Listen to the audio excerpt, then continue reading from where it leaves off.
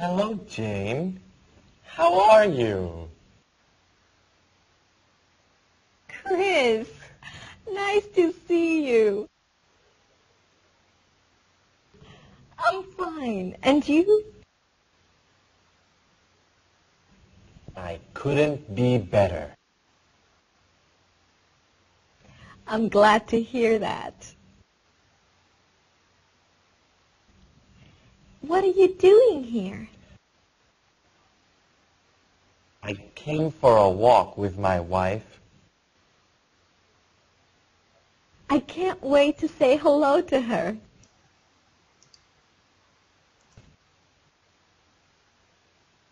I'm sure my wife will be happy to see you too.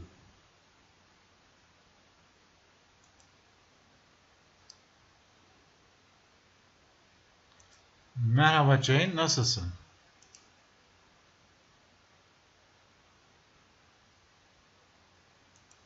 Chris, seni gördüğüme sevindim.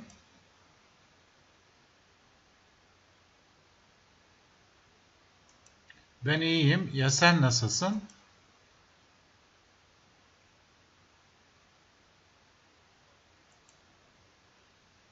Daha iyi olamazdım.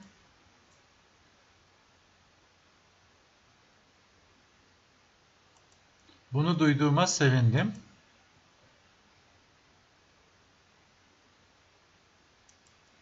Burada ne yapıyorsun?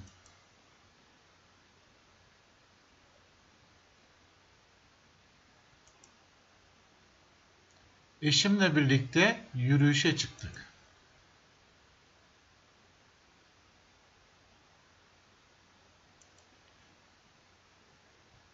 Ona merhaba demek için sabırsızlanıyorum.